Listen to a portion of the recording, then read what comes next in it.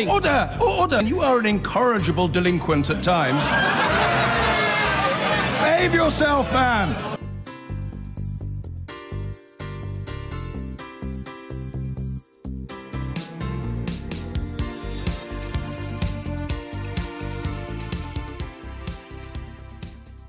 Iran's supreme leader has blamed what he called the country's enemies for stirring up anti-government protests, which have now claimed at least 22 lives. There were more clashes overnight between demonstrators and security forces, which left another 9 people dead. Thousands of people have taken to the streets in cities, small towns and villages across the country in what began as an economic grievance and has now turned far more political. You may find some of the images in our international editor Lindsay Hilsom's report distressing. Last night, protesters threw stones at the municipality in the town of Shahin Shah, one of dozens of demonstrations across Iran. In unverified footage from what looks like a clinic, the voiceover says 10 people were shot. 2 may have been killed.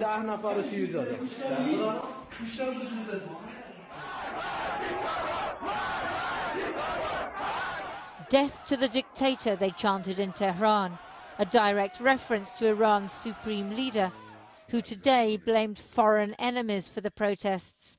The government spokesman later named Britain, the US and Saudi Arabia. The enemy is waiting for an opportunity, for a crack through which it can infiltrate. Look at the recent days' incidents. All those who are at odds with the Islamic Republic have utilised various means, including money, weapons, politics and intelligence apparatus, to create problems for the Islamic system, the Islamic Republic and the Islamic Revolution. The protests began in Mashhad last Thursday and rapidly spread not just to big cities like Isfahan, Bandar Abbas and the capital Tehran, but more unusually to smaller centres all across the country and to outlying towns and villages.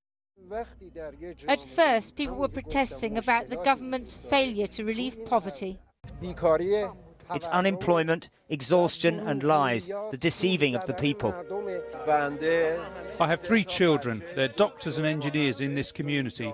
All 3 are unemployed. My husband is 75 years old and he still has to sell clothes, and they keep moving him on. When you live below the poverty line, these things happen. With the pressure on people mounting, events like this are inevitable. In the last 2 days, the protests have become more political, people raging against the mullahs and the huge sums of money they absorb from the exchequer. You're seeing, protests starting off about bread and butter issues, about economic issues, about the degree of corruption, to going into much more radical slogans calling for the downfall of the entire Islamic Republic. We've seen slogans of down with the dictator. So these slogans have become radicalized with each day going on, and also the protests themselves have taken a much more violent nature. They're also angry that Iranian Revolutionary Guards are in Syria. Money, they say, is being spent on foreign wars rather than on problems back home. President Rouhani won 2 elections by promising Iranians that their lives would improve once he'd agreed to restrict the country's nuclear program in return for the lifting of sanctions. But although the economy is growing, few people have yet felt the benefit.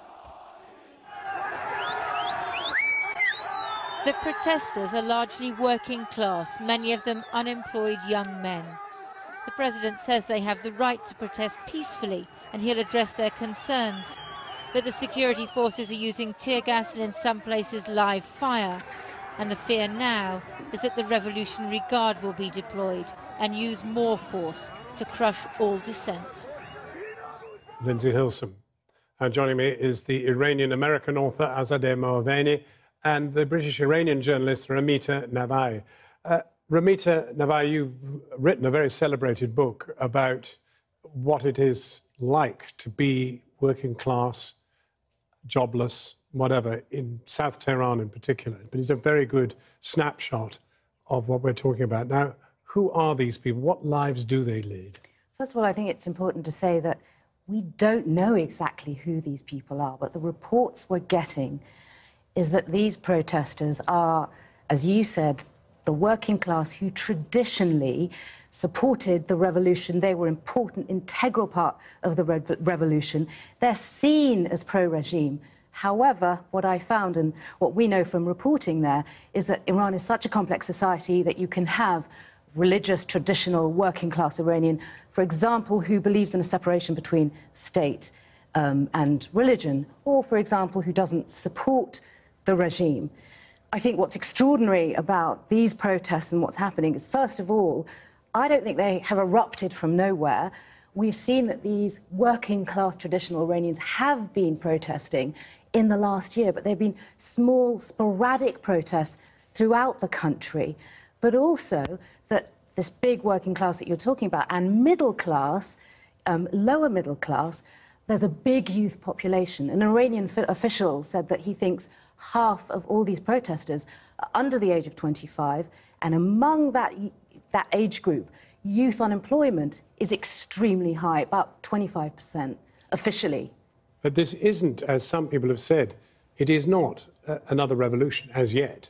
The upper middle classes and the rich, and certainly when I was there in May, were actually much happier than I'd ever met them since the revolution. So this is a very divided situation. Yeah, we have to be really careful to use the term revolution. Iranians, as you can imagine, are very scared of revolution, scared of bloodshed, scared after what happened in 2009, of what's happening in Syria and all around them, very anti-outside intervention. But this uprising is significant because of the sheer numbers and the provinces and how widespread it is throughout the country. Well, as I said, the bigger picture is the overall condition of the country. Economic growth is rather strong, but it's not leaking down to the poor. What's your reading? I think we have to remember that Rouhani inherited in Iran that had 8 years of Ahmadinejad, so populist subsidies, a completely tanked economy. So he's worked really hard. He got inflation down from something astronomical, like 40%, down to hovering around 10. But a lot of his reforms, I think there are two things. One, they're blocked by Iran's internal kind of bottleneck in the system. It's a divided system. There's powerful clerical security establishment that doesn't see, it's not necessarily on board with these reforms. And then significantly, there is the outside world. So Rouhani promised, huge job creation. Part of his selling of the nuclear deal to the Iranian public was that everyone would see their quality of life improve. But in fact, the sanctions relief and the integration of Iran into the global economy, specifically the banking sector, that was meant to accompany that has not happened. There's been... Frustrated largely by the Americans. Frustrated, indeed. And so I think that right now, there's cackling in the White House that that Iran may be imploding and the regime is vulnerable and going to fall. But indeed, it's a foot dragging on all of these important issues that would have helped the foreign investment come into the economy that Rouhani would have needed to actually be able to trickle down to these young people we're seeing in the street. But as we know from his Twitter feed, Trump deals in crudities. What he probably doesn't understand is the extent to which Rouhani is a man in the middle. I mean, he has the Revolutionary Guard behind, who he has actually himself begun to bear down on. And that has obviously met with great hostility from them. And then he's got the people on the streets who are starving. Absolutely, but I think it's important to bear in mind, I think the images are arresting. They're heartbreaking. I think Iranian society at large has great sympathy for the grievances of these young people, and even the middle class, is impacted by the state of the economy. But I think that these protests are small. We've not seen any that seem to have gathered more than a couple of hundred people. I don't think it's necessarily reflective of mainstream public opinion about the direction the country should go, about Iran's interventions in the region. Many people feel like Rouhani, and in fact, these interventions are keeping Iran safe in a very hostile region. So I think that, Iran is eternally very divided over many of these things. What's your sense of what will happen? God, I think Iran is one of those exciting places because it's impossible to predict. Nobody predicted 2009. I fear that, as we saw in 2009, these protests will be crushed. I do think these protests are far more significant than the protests in 2009. And I think that's because you have had members of workers' unions, labour's unions, speak out and say, this is also our movement, this is also our problem, and it is a financial problem, and that could be the light. And the context is of a country which actually is extraordinarily developed, far more developed than most of its equivalent-sized nations. There are, well, far more developed in some ways than Saudi Arabia in terms of what's happened to education and all the rest of it, rights even of women. Absolutely, and you know, there are so many avenues, and I think when Rouhani said we must embrace and accept the culture of protest, it was recognizing that exactly this. There are city council elections, there are parliamentary elections. There are many ways, if the regime, the government actually is how people see it, were to open up, there are avenues to express and articulate these demands in a way that is not so potentially incendiary. And the inevitable British question, which is Nazanin Radcliffe, what? I mean, this certainly doesn't have her released from prison at all quickly, does it? I think it's hard to think the regime is going to be much bothered with that, with this in. No, I think that her fate and the general tremulousness and moment of trepidation will all be kind of wrapped up together. I think the slowness of any response shows that the system is still formulating how it's going to respond. Azadeh Mahabir and Ramita Navai, thank you very much indeed. Thank you, Chris. The protests that have been spreading across Iran may be small, but they're important because of the nature of the protesters themselves and, of course, the influence Iran currently enjoys throughout the Middle East, from Iraq and Syria right through to Yemen and well beyond. Unlike in the last outbreak of resistance in 2009, these demonstrations seem to be made up of natural supporters of the regime, which perhaps explains its relatively muted response so far. And as to the matter of influence, well, without a hint of irony, Iran's supreme leader, its head of state, Ayatollah Khamenei, implied other countries, Iran's enemies he called them, were supporting and supplying the protesters. If by that the Ayatollah meant the United States, its ambassador to the UN had a swift put-down. It isn't the voice of America that is echoing across Iran, she said, but of its people. Their numbers may not be huge, but the nationwide protests in Iran are continuing, and they are hugely significant. What began as demonstrations born out of economic grievances have begun to sound much more like angry condemnations of the Islamic Republic itself. This crowd are chanting death to the dictator, a direct reference to the supreme leader of Iran, Ayatollah Ali Khamenei, who earlier today met with supporters in what was his first public appearance since the nationwide protests. He accused what he described as Iran's enemies of fomenting the disturbances, a clear reference to the United States, Israel and Saudi Arabia, and he said Iran's courage and faith would overcome such efforts. That warning didn't stop President Trump from taking to Twitter, where he said the people of Iran were finally acting against what he called the brutal and corrupt Iranian regime. He said the Iranian people have little food, big inflation and no human rights, and that the US is watching. This evening, the US ambassador to the UN also waded in, saying Washington was going to use its influence to put further pressure on Tehran. If the Iranian dictatorship's history is any guide, we can expect more outrageous abuses in the days to come. The UN must speak out. In the days ahead, we will be calling for an emergency session, both here in New York and at the Human Rights Council in Geneva. We must not be silent. Over 20 protesters and some Iranian police have died in the confrontations. Yet despite this, the Iranian authorities are so far not using the widespread violent crackdown they deployed during the political riots of 2009, when thousands lost their lives. So they are trying to address some of these economic issues and separate the people who have economic grievances from the people who have political difficulties. And since the numbers are not that big, I think the government is hoping that after a few days, this will fizzle out, basically. Pro-government marches are planned in the coming days, but they can't mask the fact that poor working-class Iranians, the bedrock of the regime's supporters, are now openly defiant and angry at their economic plight.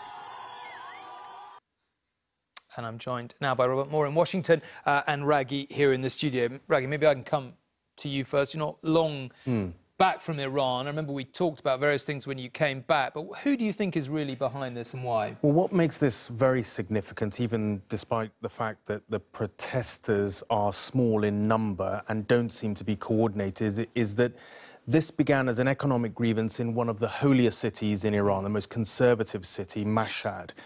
It involves the working-class provincial poor, not of the main cities, but of the small towns.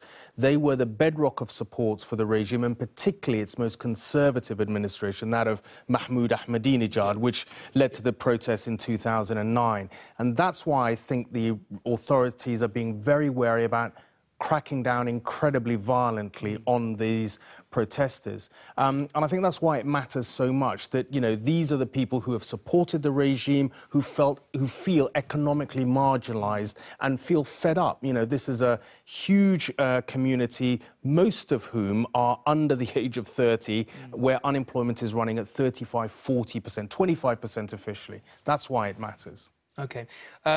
Let's just go and see what Robert makes of that. Robert, I don't know whether you heard what Raggy was saying there, but do you think, and we've seen President Trump's response today, his tweets, is anyone in Iran likely to be listening to that, do you think?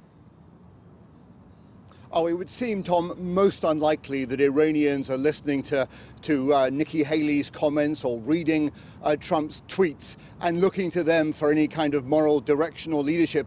You know, the United States in general, but this administration in particular, has very little influence or sway inside Iran. Of course, this is the White House that has banned ordinary Iranians from traveling to the United States. This is the White House that advocates for punishing sanctions against Iran, that backs to the hilt Iran's regional rivals like Saudi Arabia and Iran. So I think it has very little leverage there. And beyond that, Tom, of course, the United States is also going to struggle to forge some kind of international consensus on dealing with these protests. It's alienated its European allies by desiring to rip up the Iran nuclear deal. And of course, it's also possible that the president has actually risks undermining the protests by verbally supporting them. It allows the Iranian regime to portray the crowds as US lackeys and stooges, which is why so many seasoned diplomats in this town are urging the president to say very little and just to watch from the sidelines. But of course, it's another matter whether this president is temperamentally capable of doing that. OK, Raggy and Robert, thank you very much indeed. Now in Iran, 6 days of riots spreading to around 50 cities and towns with over 20 people dead. Something is up. But what exactly? Unlike the protests a decade ago, when educated urban youths protested against a disputed election result that gave power to a hardline president, today it seems that many poorer or unemployed Iranians are on the streets, and in power now is not a hardliner but a moderate, President Hassan Rouhani. He's the one the West has bet on, signed a nuclear deal with him in the hope he'd soften the regime. Well, Iran's supreme leader, Ayatollah Ali Khamenei, is blaming enemies of the country. The US has condemned the regime and said all freedom-loving people must stand with the cause of the Iranians. John Sweeney has been looking at how the unrest has evolved. Welcome to a small town in Iran. Foulad Shah was burning last night. The numbers of protesters are small, but uprising in the likes of Foulad Shah could be big trouble for the regime. They're shouting Magbar Dictator, death to the dictator. And that's not good news for Supreme Leader Ali Khamenei and his iron fist, the Revolutionary Guards. We want freedom! We want freedom! In 2009, millions took to the streets of Tehran to protest against vote rigging. So why should much smaller numbers in 2018 pose a problem? What they thought was a controlled burn has essentially spread into a wildfire that you're seeing in cities and provincial towns, places we haven't really seen protests since the 1979 revolution. And I think that's really interesting to note, especially when you look at the numbers. Whereas you had like millions of people taking the streets of Tehran, you're finding that hundreds at most a few thousand people are taking to the streets right now. And I think that's interesting to note. While the numbers aren't big, the geography is. This map, produced by opponents of the regime, points to how widespread the protests are. This is an uprising from across the country, but even more toxic to the powers that be in Tehran, it's coming from below. Many of these cities, even Iranians don't know where they are. They're small towns. And what we know about these demonstrators is that they are poor. Many of them voted for Rouhani a few months ago. They are disappointed in him, in President Rouhani. Many of them did not vote. They do not have a leader, but they're frustrated. They're angry, and they want change. But the regime does not. These are its motorbike warriors, out on the streets of Tehran to keep things the way they are. Their master, Supreme Leader Ali Khamenei, blames, amongst others, Western spies. Following recent events, the enemies have united and are using all their means, money, weapons, policies and security services to create problems for the Islamic Republic. His president, Hassan Rouhani, took a more sober tone, calling the protests an opportunity, not a threat. Donald Trump has been banging the drum for regime change. So has he once again identified an angry working-class base? Whether we want it or not, Donald Trump is the president of the United States. And as such, many Iranian protesters, they want to hear from him. They want the support of the American president. Whether it's Barack Obama, George Bush, or Donald Trump, they want the American president, British Prime Minister, leaders of different countries support their movement. This was the scene outside the Iranian embassy today. The people making their noise here are quite different to the demonstrators back in Iran, the people who are driving this latest uprising. Historically, it's been the well-travelled, the people with passports, the wealthy, who've tried to overthrow the regime in Tehran. This time, it's the poor. This time, it's the base. And that's what makes it so dangerous for the regime and also so difficult to cool. But how deep is the hunger for actual revolution?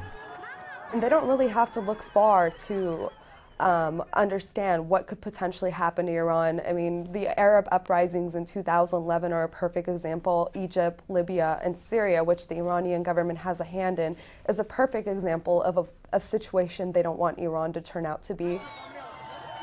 The new year hasn't started so well for the Supreme Leader and his iron fist. Too much force, too much blood spilt will drive the uprising. Too little, and the regime could lose control.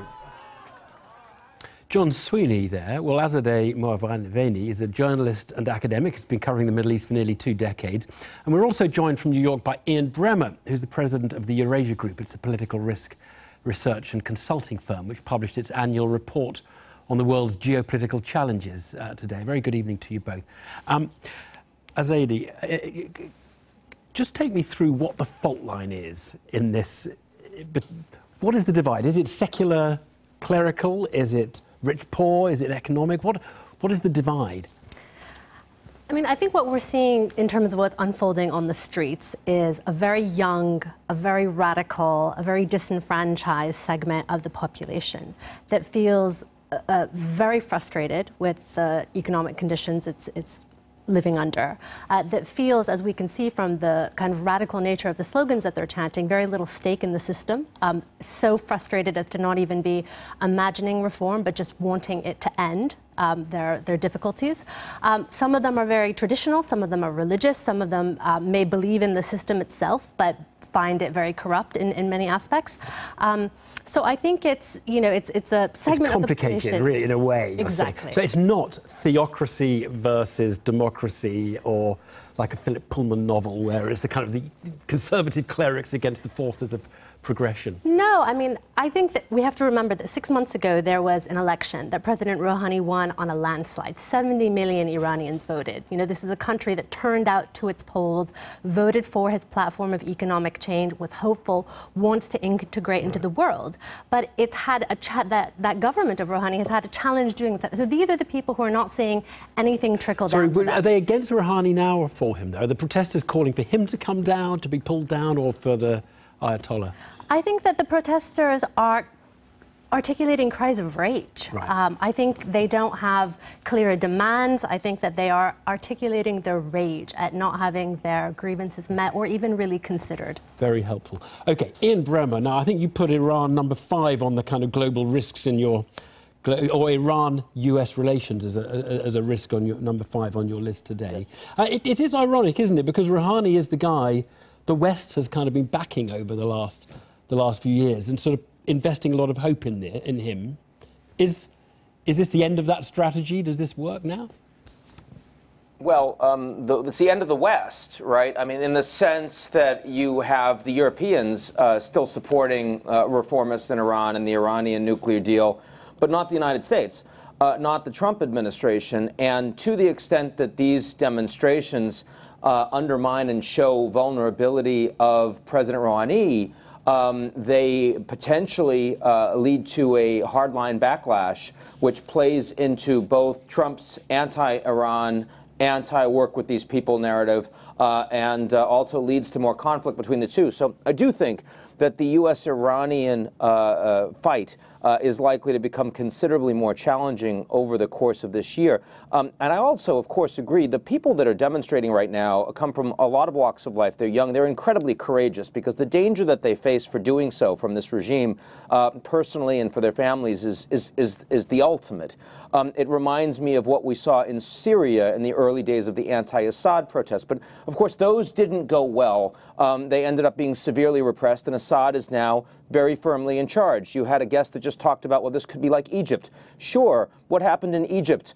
We had the military still in charge, a new president brought into place that never really had power, and now Egypt feels like it used to. I look at small demonstrations around Russia in little cities around the country with severely disenfranchised people who have no voice and aren't about to get one. And so, I mean, ultimately, despite what we're seeing in Iran right now, the likelihood that we're on the brink of regime change or something that can't be effectively repressed by the government, I think remains very low. Okay, let me just put that to Azadeh. Do you think that the outcome of this is repression or accommodation of the grievances? I think it could be very much both. I think that you've had Rouhani, you've had members of parliament, you've had, significant figures within the government acknowledge the grievances and acknowledge the importance of having space for them to articulate them, but lawfully, not through vandalism, not through hooliganism. And that's why I think you have, speaking to people in Tehran, there's a lot of ambivalence about what's unfolding because it's been very violent from the beginning. So I think that there will certainly be a recognition of the grievance, but I think that it will also be quickly criminalized because it's destructive, inevitably. Ian, do you think it's helpful when President Trump sort of blusters into the debate and supports people? Obama was famously much more cautious about supporting the protests in 2009. Do you think it helps bolster the administration in Iran if Trump comes in or not? Well, look, it certainly helps Trump domestically. There's no pro-Iran regime sentiment in the United States whatsoever. There's no lobby for it. Trump made his first trip outside the U.S. to Riyadh, to Saudi Arabia, excessively unusually for a U.S. president. That's a good relationship for him. He doubles down on that by going after the Iranians. The Israelis are planning on naming a railway station after him. They're Iran's primary enemy in the region. They're very happy with this. So, I mean, for all of the constituents that Trump personally cares about, it's great. In terms of whether it's going to help those that are demonstrating on the ground by Trump providing support for them, no, it's probably useless and marginal. First of all, because the United States ultimately isn't making the moves, doesn't have the influence on the ground in Iran today, because they're going to engage in backlash against these demonstrators anyway, and they're going to blame foreign actors irrespective of what Trump says. So I really don't think it plays out on the ground in Iran one bit. Well, I guess we're going to be talking about this more this year. Thank you both very much indeed. Thanks.